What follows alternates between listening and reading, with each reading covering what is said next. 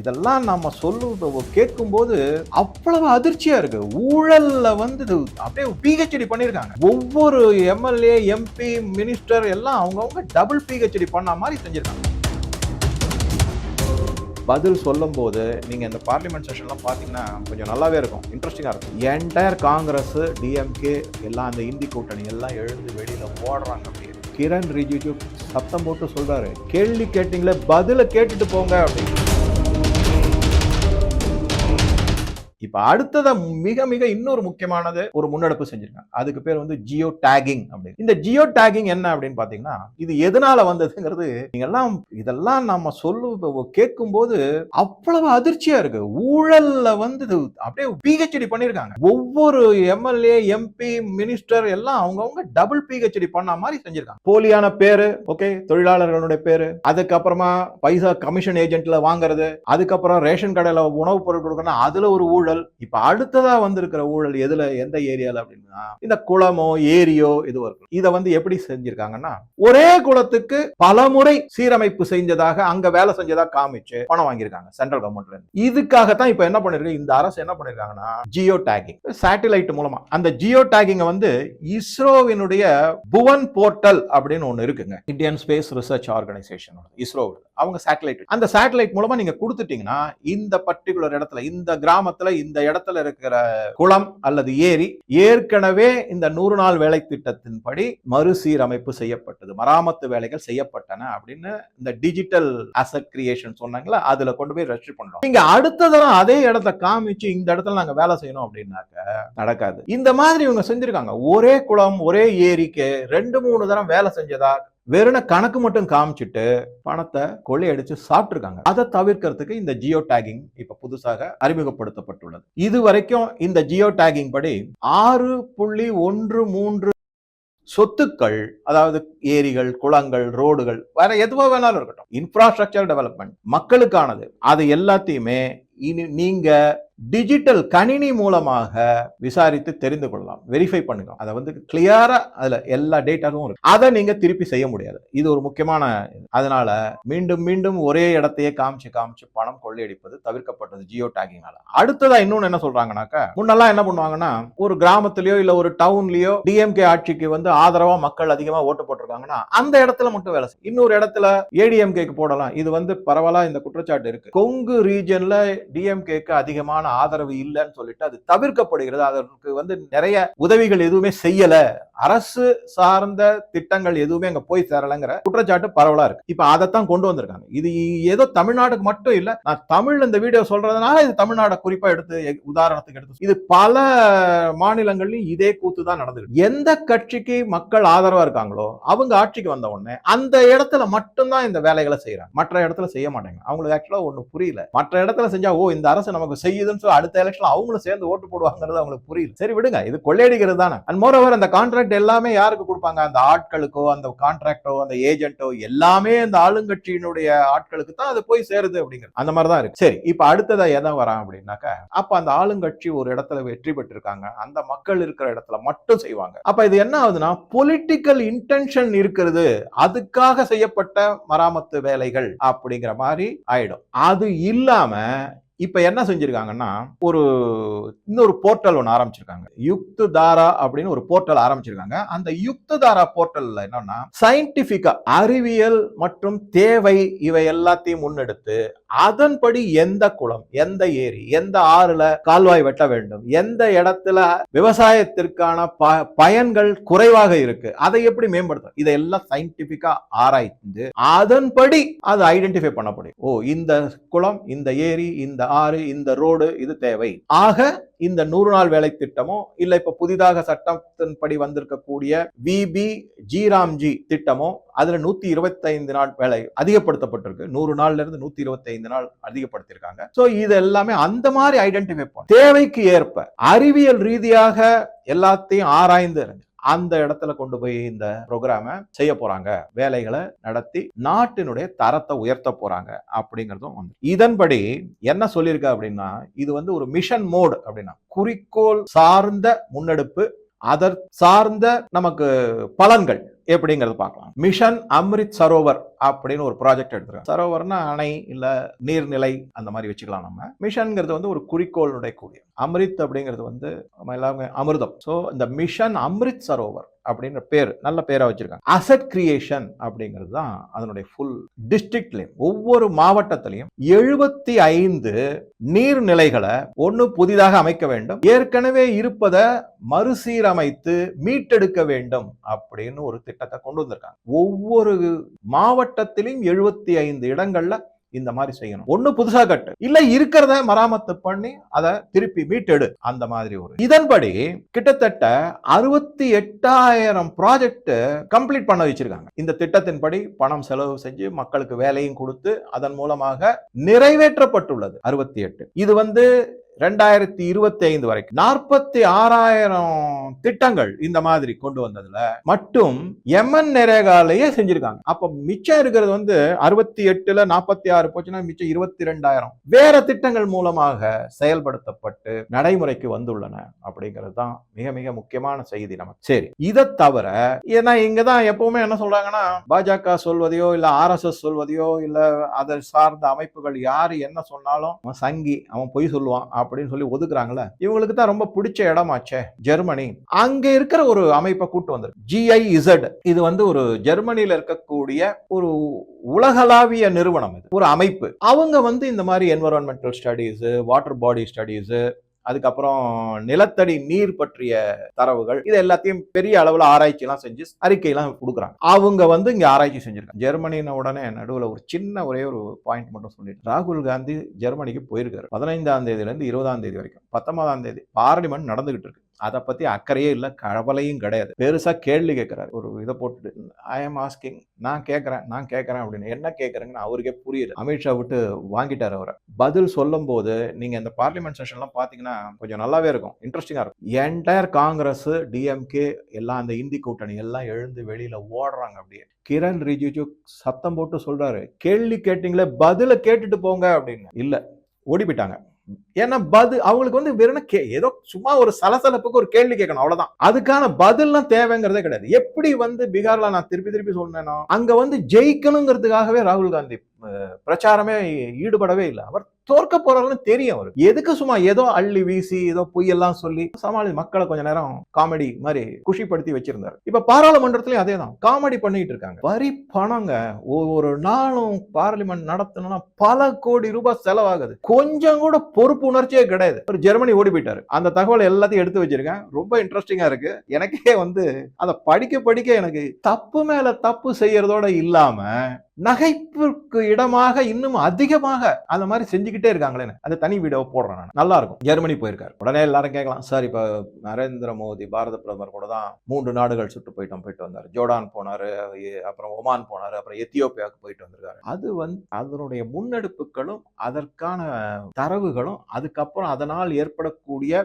இந்தியாவிற்கு ஏற்படக்கூடிய நன்மைகளையும் பார்க்கணும். இவர் என்ன பண்றாரு, அங்க போய் எப்ப பார்த்தாலும் Indian democracy is dead, Indian industry is dead அப்படின்னு சொல்லிட்டு, இப்ப இந்த தரம் வந்து இந்தியன் இண்டஸ்ட்ரி இஸ் டெட் அப்படின்னு சொல்லியிருக்காரு. அதற்கு நான் ஆதாரத்தோட உங்ககிட்ட பேசுறேன். இப்ப அடுத்ததா அந்த GIZ அப்படிங்கிற ஜெர்மன் கம்பெனி என்ன சொல்லியிருக்காங்கன்னா, இது இந்த அரசு இந்த கடந்த 10 ஆண்டுகள்ல இவங்க இந்த மாதிரி நீர்நிலைகளை மீட்டெடுக்கிறதுக்கான செய்யப்பட்டுள்ள முயற்சி மூலமா மிக மிக பாராட்ட விட வேண்டியது ஒண்ணு. நல்ல இம்ப்ரூவ்மெண்ட் இருக்கு அப்படிங்கறதோட இல்லாம நிலத்தடி நீர் அதிகமாயிருக்கு, லெவல் ஏறிக்கிட்டு வருது அப்படிங்கிறாங்க. அதை வந்து குறிப்பா சொல்லியிருக்காங்க. நீங்க வந்து GIZ அப்படின்னு கூகுள்ல போட்டு பாத்தீங்கன்னா அது வந்து ஜெர்மன் நேம்ல ஜெர்மனில வரும். அது ரொம்ப கஷ்டமா இருக்கு எனக்கு படிக்கிறது, அதனாலதான் நான் ஃபுல் ஃபார்ம் சொல்ல முடியல. ஓப்பனா ஒத்துக்கிறேன். சில பேர் வந்து இந்த பரு பீரோ ப்ரூவா என்னென்னமோ எல்லாம் போடுவாங்க. நான் திருப்பி சொல்றேன், என்னுடைய தாய்மொழி தமிழ். எனக்கு ஓரளவுக்கு என்ன ப்ரொனன்சியேஷன் வருதோ அவ்வளவுதான். நமக்கு அது வந்து நம்மளுடைய செய்தி நமக்கு புரிஞ்சா போறோங்கிறது தான் முக்கியமானது.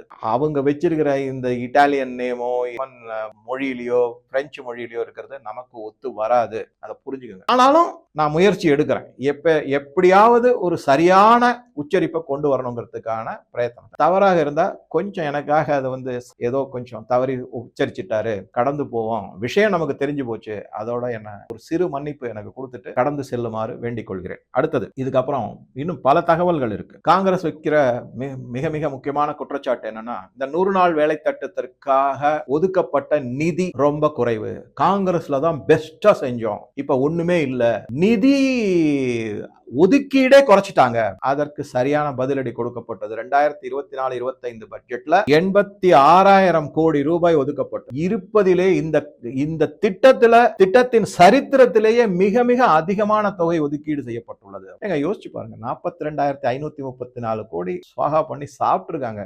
அப்ப எப்படி குறைஞ்சிருக்கும்? அது அதிகமாக ஆயிருந்தா தானே சாப்பிட்டுருக்க முடியும், கொள்ளையடிச்சு. அதை பார்க்க வேண்டாமா?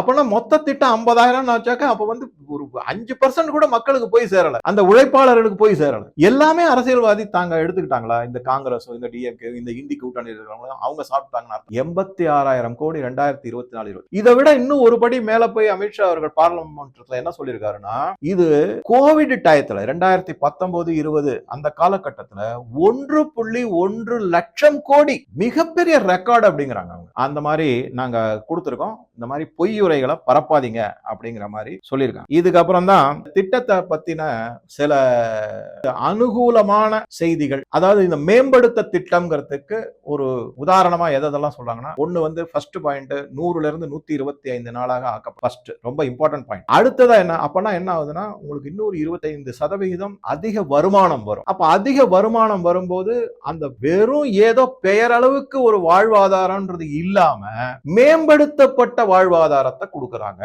அப்படிங்கிறது ப்ரூவ் ஆயிருக்கு. அதை தவிர என்ன பண்ணிருக்காங்க, போன வீடியோல நான் சொல்லியிருந்தேன், 80 கோடி பேருக்கு இலவசமாக ரேஷன் கடையில அரிசி, கோதுமை போன்றவை. அப்ப என்ன ஆகுது, இவங்க சம்பாதிக்கக்கூடிய பணம் அவங்களுடைய வாழ்வு ஆதாரத்தையும் வாழக்கூடிய நிலையையும் மேம்படுத்துவதாக. அதனாலதான் இதை வந்து ஒரு futuristic improved life style of the workers அப்படிங்கிற மாதிரி சொல்லியிருக்காங்க. அடுத்த மிக மிக முக்கியமானது என்னன்னா, வீக்லி வேஜஸ். முன்னாடி இருந்த திட்டத்துல 15 நாளைக்கு ஒரு தரம் கொடுக்குறேன்னு சொல்லுவாங்க, ஆனா 2-3 மாசம் கடத்துவாங்க. அந்த தேன்மொழி மேடம் அவர்கள் எடுத்த இன்டர்வியூ இருக்குங்களா, இது இந்த கரூர் அந்த ஏரியா பக்கத்துல தான் நினைக்கிறேன் எடுத்தது, எனக்கு சரியா ஞாபகம் இல்ல, சில மாதங்கள் ஆயிடுச்சு. அப்ப வந்து சில பேர் சொல்லியிருக்காங்க, பணமே வராதுங்க, அந்த ஆபீஸுக்கு வந்து நின்னுகிட்டே இருக்க சொல்லுவாங்க, லேஸ்ல பணத்தை கொடுக்க மாட்டாங்க, பேரை ரெஜிஸ்டர் பண்ண மாட்டாங்க, ஒழுங்கான பேர் இருக்காது, கேட்டா உன் பேர் வேறன்னுவாங்க, கமிஷன் கொடுத்தாக்க உடனே பணம் கிடைக்கும், அதுவுமே 15 நாளைக்கு வரக்கூடிய பணம் 2 மாசம் 1.5 மாசம் அந்த மாதிரி காலம் கடந்துதான் எங்க கையில பணம் வரும், அது வரைக்கும் நாங்க கஷ்டப்படணும். என்ன பண்ணுவாங்க யோசிச்சு பாருங்க, போய் இந்த கந்து வட்டிகாரங்கிட்ட கடன் வாங்குவாங்க. ஆக மொத்தம் அவங்க என்ன சம்பாதிக்கிறாங்களோ, உழைச்சு சம்பாதிக்கிற பணம் அதுல வேஸ்ட் ஆகும். இந்த மாதிரி தான் நடந்துகிட்டு இருந்தது. இப்ப அதை எல்லாத்தையும் மாத்தி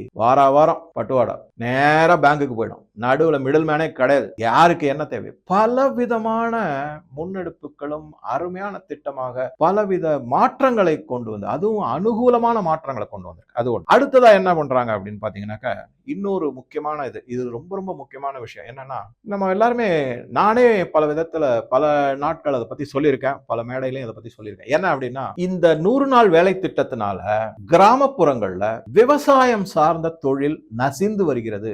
ஏன்னா விவசாயம் செய்யறதுக்கு யாரும் வரமாட்டேங்க. என்ன பண்ணுவாங்க, இவங்க தான் வந்து ஃப்ராடா பண்ணி தானே பணம் எடுக்கிறாங்க, அதுவும் ஒரே குளத்தையே 3 தரம் 4 தரம் நாங்க தூர் வாரணும் சீரமைத்தோம் அப்படின்னு சொல்லி தானே பண்றாங்க. அதனால என்ன பண்ணுவாங்க, அந்த வேலை செய்யறதுக்கு அவங்களுக்கும் ஓரளவு தெரியும், அவங்களும் ஏதோ 1 மணி நேரம் 2 மணி நேரம் வேலை செஞ்சுட்டு அப்படியே போய் மரத்தடியில படுத்து தூங்கிடுவாங்க சாப்பிட்டுட்டு. இந்த மாதிரி இருக்கிறதுனால விவசாயத்துக்கு ஆள் கூப்பிட்டா வரமாட்டேங்கிறாங்க. ஏன்னா விவசாயம் அப்படிங்கிறது வந்து ஒரு பர்டிகுலர் பீரியட்ல தான், ஒரு காலகட்டத்துல மட்டும்தான் வேலையாட்கள் அதிகமாக தேவைப்படும், மற்ற காலகட்டங்கள்ல தேவை இருக்காது. எப்படி பட்டாசு தொழிற்சாலையோ அது மாதிரிதான் இந்த மாதிரி பல தொழிற்சாலைகள் சீசனல் பிசினஸ் அப்படின்னு இருக்கும், சீசனல் எம்ப்ளாய்மெண்ட் அப்படின்னு இருக்கும், அந்த மாதிரி தான் வரும். அப்பதோட இல்லாம இவங்க இங்க வந்து 350 ரூபா ஒரு நாளைக்கு கொடுக்குறாங்கன்னா அவங்க 500 ரூபா கொடுத்தாதான் வருவாங்க, இல்ல 350, அது கட்டுப்படி ஆகாது விவசாயி. இப்ப அதை வந்து மாற்றுறதுக்காக, அதை வந்து அந்த மாதிரி ஒரு சங்கடத்தை தீர்த்து வைப்பதற்காக ஒரு முன்னெடுப்பு இந்த அரசு செஞ்சிருக்காங்க. பாஜக அரசு மத்தியில என்ன செஞ்சிருக்காங்கன்னா, எப்ப வந்து விவசாயம் சார்ந்த பீக் டைம் ஃபார் அக்ரிகல்ச்சர் அப்படின்னு சொல்றாங்களா, இதுதாங்க சரியான டைம், நாத்து நடுறதுக்கோ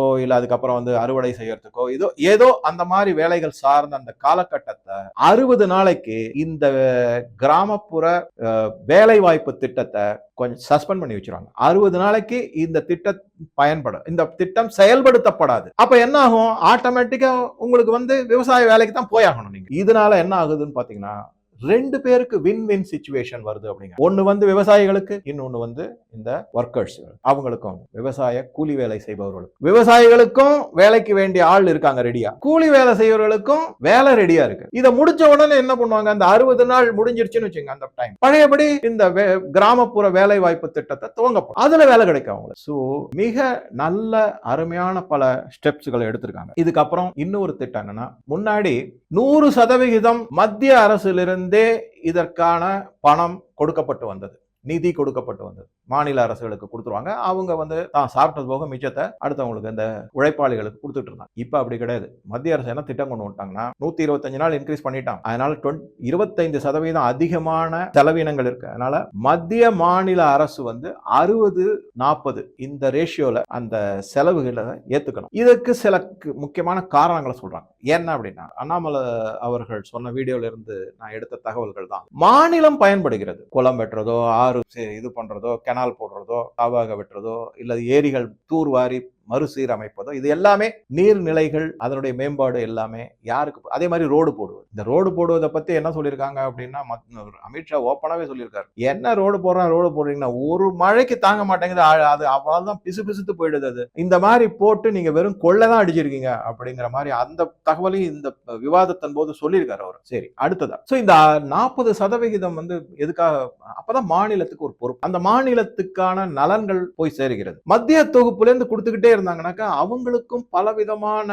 இன்ஃப்ராஸ்ட்ரக்சர் டெவலப்மெண்ட்டோ இன்வெஸ்ட்மெண்ட்டோ எல்லாம் செய்ய வேண்டியதா இருக்கு. அதற்காகத்தான் மாநிலத்துக்கு பொறுப்பு வரணும், மாநிலம் பயன்படுகிறது, அதனால மாநிலத்தோட பங்கீடு இருக்கணும். அதன் மூலமாக அட்லீஸ்ட் ஓரளவுக்காவது ஊழலை குறைக்க முடியும். 60% தான் மத்திய வகுப்புனா ஊழல் பயங்கரமா குறைஞ்சிரும். மாநிலத்துல மட்டும் ஊழல் செஞ்சுப்பாங்களோ என்னமோ தெரியாது. இந்த மாதிரி சில முன்னெடுப்புகள்லாம் வந்திருக்கு. இதுல வந்து என்னன்னா, சாதாரண மாநிலங்கள் எல்லாவற்றிற்குமே 60-40 விகிதத்துல செலவுகள் பகிரப்படும். அதே நார்த் ஈஸ்ட் மற்றும் காஷ்மீர் போன்ற இமாலயன் ரேஞ்சில் இருக்கு, காஷ்மீர், ஜம்மு காஷ்மீரோ, இமாச்சல் பிரதேஷோ, உத்தராகண்ட், இல்ல நார்த் ஈஸ்ட் ஸ்டேட்ஸ், அசாம் போன்ற மாநிலங்கள், அவங்களுக்கு வந்து 90% மத்திய தொகுப்பிலிருந்து நிதி வழங்கப்படும், 10% தான் மாநிலத்தில். அது காலப்போக்கில் கொஞ்சம் கொஞ்சமா மாநில தொகுப்பு வந்து கொஞ்சம் நிதி பங்களிப்பு அதிகப்படுத்தப்படும் செய்தியும் வந்திருக்கு. இதை தவிர இன்னொரு முக்கியமான விஷயம்னா, யூபிஏ அரசாங்கத்தை கம்பேர் பண்ணும்போது, அதாவது ஒரு ஒப்பீடு செய்யும் போது, இப்ப இருக்கிற பாஜக அரசு மத்தியிலிருந்து பகிரக்கூடிய நிதியை 32% 42% ஆக்கியிருக்காங்க. 10% அதிகமாக்கியிருக்காங்க. ஆனா இங்க சொல்லிக்கிட்டு இருப்பாங்க, எங்களுக்கு பணமே வரல, மத்திய அரசு எங்களை மதிக்கவே இல்ல, மாற்றாம்தாய் மன்னிப்பு அது இதுன்னு ஏதோ ஒன்றிய அரசு வரலன்னு சொல்லிட்டு இருப்பாங்க. பாரத் ரத்னா வேணும் முன்னாள் முதல்வர் கருணாநிதி அவர்களுக்கு அப்படின்னும் போது மத்திய அரசு திட்டும் போது ஒன்றிய அரசு, ஃபேவர் வேணுங்கும் போது அது வந்து மத்திய அரசு ஆயிடும். ஸோ இந்த மாதிரி எல்லாம் செஞ்சிட்டு இருக்காங்க. பல முக்கியமான விஷயங்கள் இருக்கு. ஒண்ணு வந்து இந்த ஜன்தன் ஆதார், அதுக்கப்புறமா ஜாம், அதுக்கப்புறமா அந்த டைரக்ட் பெனிஃபிட் ஸ்கீம், அதுக்கப்புறம் ஊழலை தடுப்பதற்காக இந்த ஜியோ டேகிங், அதுக்கப்புறம் யுக்ததாரா, அதுக்கப்புறம் புவன் போர்ட்டல், இது 100 to 125 நாள் ஆக்கினது, விவசாயிகளுக்காக ஒரு பாஸ் அப்படின்னு சொல்லக்கூடிய இடைக்கால நிறுத்தம் அது செய்வது, இந்த மாதிரி பல விஷயங்களையும் பார்க்கும்போது இப்ப இருக்கிற விபிஜிராம்ஜி அப்படிங்கிற திட்டம் நல்ல திட்டமாகத்தான் என்னுடைய அனாலிசிஸ்ல படுது. ஒரே ஒரு பாயிண்ட் தான் எதிர்கட்சிகளை பொறுத்த வரைக்கும், ஜிராம்ஜின்னு சொல்லக்கூடாது, சரி நீங்க வேற ஏதாவது பேர் வச்சு சொல்லிக்கங்க, அவ்வளவுதான். ஆக மொத்தம் முன்னெடுப்பு செய்தது எல்லாமே சரியான திசையில் தான் செஞ்சிருக்காங்க. சரியானபடிதான் இந்த சட்டம் பாராளுமன்றத்துல விவாதிக்கப்பட்டு அதை நிறைவேற்றியும் செஞ்சிருக்காங்க அப்படின்னு சொல்லி பாக்குறோம். உங்க கருத்துக்களை பதிவிடவும்.